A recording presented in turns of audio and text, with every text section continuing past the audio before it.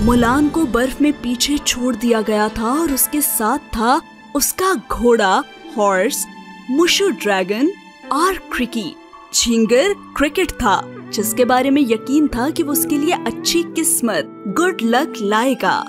अचानक मुलान ने आवाज सुनी। शंजू और हुंस बाहर आ रहे थे बर्फ स्नो से। वो अब तक जिंदा थे और उन्होंने चलना शुरू कर दिया था पैलेस की जानिब। उन्हें उम्मीद थी कि वो सबको चौंका देंगे और बादशाह से छुटकारा हासिल कर लेंगे। मुलान को खबरदार करना था कैप्टन को। उसने बहादुरी से अपना घोड़ा हॉर्स जितना तेज हो सकता था दौड़ाना शुरू कर दिया पैलेस की जानिब। कैप्टन और उसके सोल्जर्स दाखिल हुए शहर सिटी में। उन्हें खुशामदीद कहा गया एक बड़े फौजी दस्ते परेड के साथ, मगर वो खुश न थे क्योंकि उन्होंने मुलान को खो दिया था। लेकिन उसी वक्त मुलान वहाँ आ गई। वो सर पर दौड़ती हुई सीधी कैप्टन के पास गई और उसे खबरदार किया कि दुश्मन एनिमी आ रहा है पैलेस की तरफ। मगर कैप्टन ने उसका यकीन ना किया। उसने पहले भी उससे झूठ कहा था कि वो एक मर्द मैन है, तो उसे अब उस पर मजीद भरोसा ना रहा।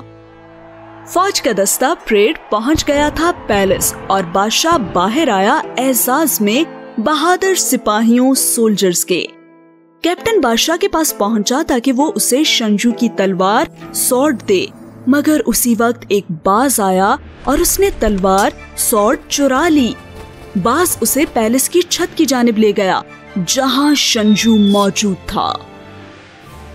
उस लम्हे हुंस सामने आ गए। उन्होंने कैप्टन को गिरा दिया और बादशाह को पैलेस ले गए और अपना कैदी बना लिया।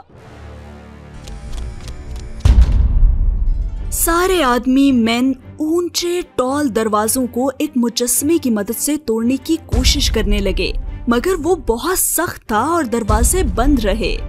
तभी मुलान को एक तरकीब सूझी कि वो अंदर कैसे दाखिल हों।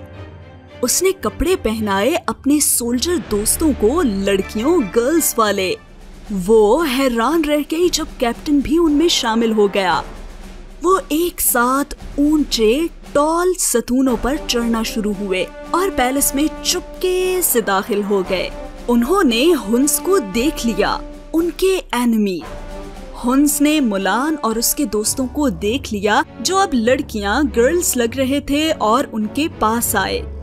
सिपाहियों सोल्जर्स ने जो रूप धारा हुआ था उसने उनका ध्यान हटा दिया। अचानक एक के कपड़ों में से सेब गिरा।